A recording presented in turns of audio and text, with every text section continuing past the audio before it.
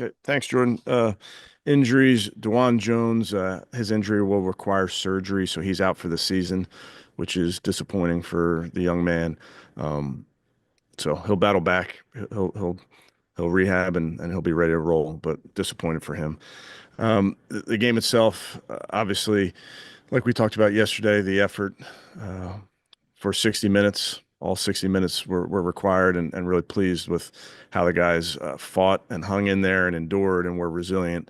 And then you come away with a win versus a really good football team. So we're spending time today learning from that win, things that we can do better, and then we'll move on to Detroit here shortly. With that, I'll take any questions. All right, first question, we'll go to Mary Kay. Yeah, Kevin, can you give us any details? Does he have a torn ACL or what happened with DeWand? Yeah, I don't have all the specifics, Mary Kay, but it's a knee injury but disappointing. And can you, I mean, just how well was DeWand starting to come along, and how much were you guys really kind of counting on him to lock down that left tackle position this season? Obviously, a young player that was getting better he played right in the last game, obviously for those plays before he was injured, but he's played on both sides. So yeah, disappointed overall for the young man, but he's somebody that will continue to work, and now he's just going to have to focus on his rehab but disappointed. Thank you. All right, next go to Tony. Two quickies. Number one, what's the status of Conklin this week, Kevin? Yeah, we'll see. I'd say it's day to day, so we'll see how he's feeling as each day goes by, but he's progressing. My other question's about Huntington. He looks like such a weapon offensively. I'm wondering, could you enlarge his role beyond short yardage plays? Potentially. We, with our players, we're always looking for guys that can do different things and have versatility. And he's playing good defense for us, Tony. He's making a contribution on special teams, and obviously he's making a contribution on offense as well. So with young players, you always want to bring them along, but we're always looking for guys that can give you versatility. Okay. All right, next we'll go to Scott. Hey, Kevin, with on that play that Dewan got hurt, did the guy go low? Like, is that supposed to be a penalty? We'll turn that in for their interpretation of that. You're not allowed to go low. Now, I don't believe that their player was intending to hurt our player. I know that's not the case, but we'll turn that into the league and find out what they say. And I know Jack's availability has a role in this, but how do you proceed going at tackle either way without Dewan? Just work with the guys we got and have a plan and get them ready. I mean, would it still be Cornelius and KT as the two top guys, you think? Yeah, all things that we have to work through. Thanks. All right, next go to Jeff. Hey, Kevin, Andre shared with us his story about his mom. My question is, how difficult is that for players to block things out like that? And how, as a head coach, can you help guys with those situations? Well, I hope so. I can help them, but man, you just, as you know, Jeff, you're always going through something in life, and everybody's got things going on, and a lot of times we don't know what people are going through, but always with our players, whatever they're going through, you try to be there for them all the time, and that was something, that happened during the summer, and reached out to Andre, and obviously then we got back together at training camp. But he's a resolute young man, and really proud of how he came through for that team yesterday, and he's been through a lot, like we've talked about. I guess that's when I ask, can you help? Of course you can, but how players that really have nothing to do with on-field strategy? Well, I think that's our job as coaches, certainly our job in this building. With the resources we have, we want to be available to our players all the time, and we care about the people.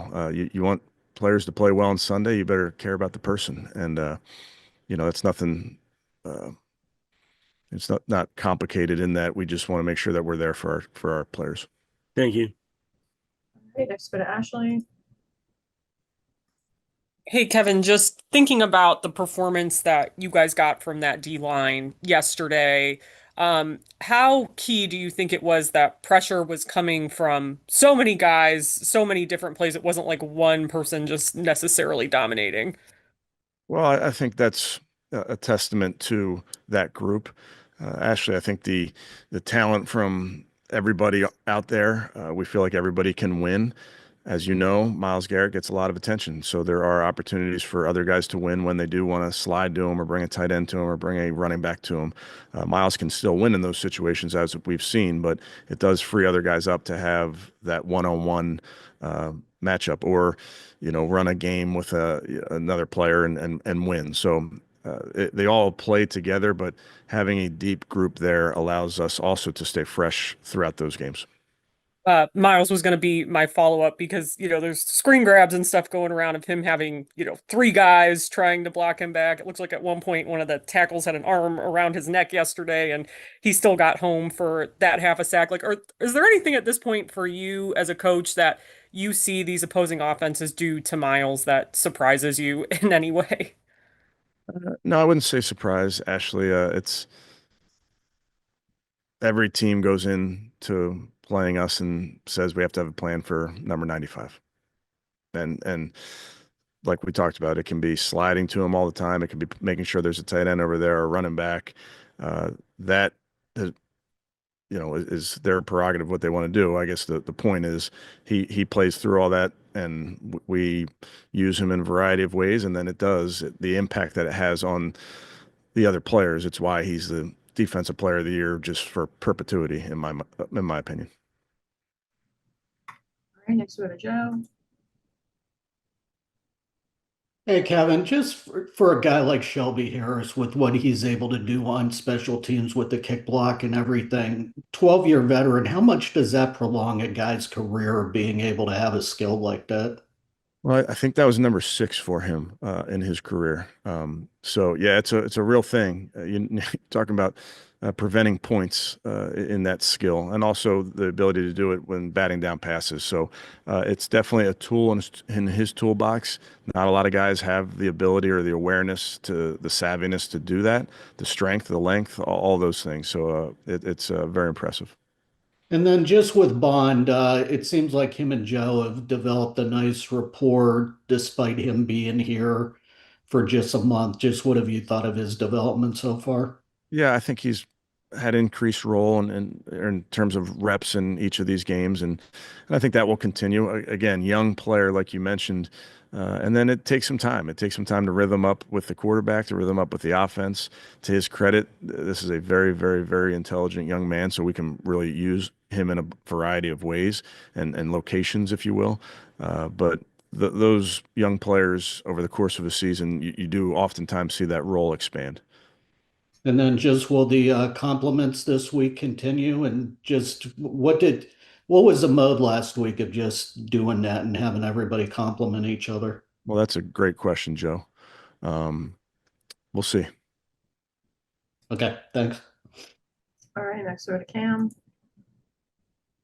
Kevin, kind of going back to Andre for a second, we've seen the roller coaster that it can be for a kicker in the NFL this season, not just with your team, but we've already seen, both sides of things with Andre in his first 3 games. So for you, kind of thinking introspectively, what does it say about the position in the league, both on the individual level for the kicker and for you guys trying to find consistency at that position?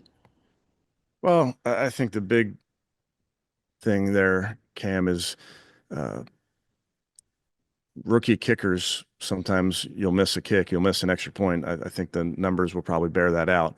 You want everybody to be perfect right away, but it's just how the position works. So we have confidence in this young kid. I get to see him every day, like I've told you guys. I watch him kick in practice. I watch how he hits the ball in the games, and we're confident in his ability.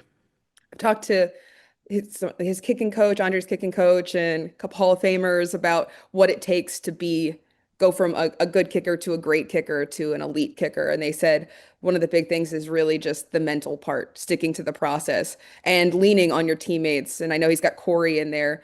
For Andre, and particular as a rookie? Like, what does that look like for him? How have you seen him maybe lean on the coaches, lean on his teammates in those moments? Yeah, I think again, greatest team sport there is. I know a lot of the spotlight comes on you when you're attempting a kick or you're the quarterback or whatever it is, and but we realize this is a team game, and we need everybody to come through in those moments. So it's never going to be about one person, and we'll support our teammates always. Thanks. Next, we'll go to Daniel. Hey Kevin, I wanted to ask about the late game sequence where you're hurrying to spike the ball in time to give Andre that chance to kick the ball. We see every practice of training camp, so we see that you guys work on that. But during the season, I mean, how often are you kind of drilling that to stay prepared? Yeah, and this is not every team does this, but we work a lot of situations throughout training camp, and then Fridays are when we do a 2-minute drill, competitively, offense versus defense. Then we do a 2-minute walkthrough on Saturdays, and the offense and the defense separately cover a lot of those situations every Saturday. So those are things that are just, and again, I believe this is true of all 32. You hit those situations every week. Got you. And I wanted to ask a separate question about Joe. I mean, there's some stats out there that show that, he has like a eight quarterback rating or eight passer rating when pressured. We know, and you said it yourself, it's not just on Joe, but what more can you do, especially for someone who's, not, is fleet of foot, doesn't have, elite mobility, to try to make things easier for him and give him those clean pockets? Yeah, that's our job as coaches, is to design game plans that allow our guys to have success. Obviously, with the passing game, you want your quarterback to be clean and be able to make those decisions from clean pockets as much as you can. But that's our focus. Thank you. All right, we'll do a few more. First, we'll go back to Mary Kay. Yeah, Kevin, just wondering what gives you confidence that Joe and this passing offense can kind of get on track and get rolling here as you move forward? Yeah, we just have to stay on top of it, Mary Kay. And I think you see throughout the course of a season, units, offense, defense, special teams, units can improve throughout the season. I think there's things that we are doing better now than we were doing in week one. I think there's still things that we can improve upon, and that's our focus. All right, next we'll go to Tony. Two quick ones again. Going back to that spike play, do you credit the center for getting them together, or was it the quarterback who got them together so quickly?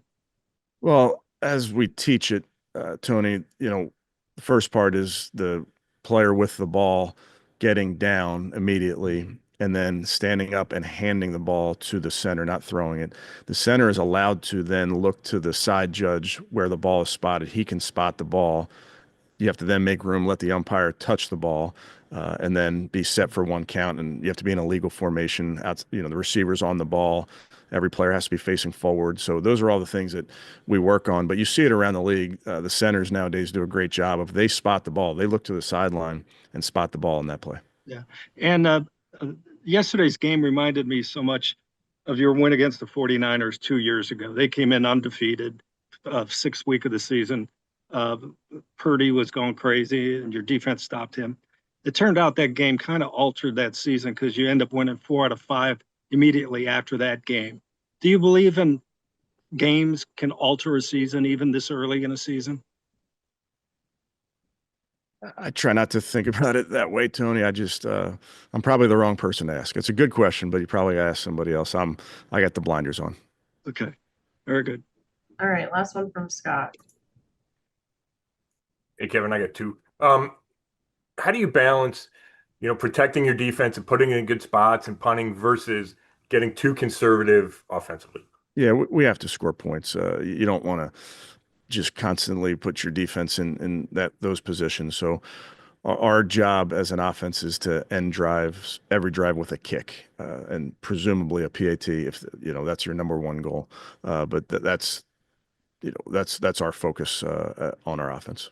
And then at the end of the half, what went into the decision not to try a real long field goal versus trying to throw it up there at the end? Yeah, Into the first half.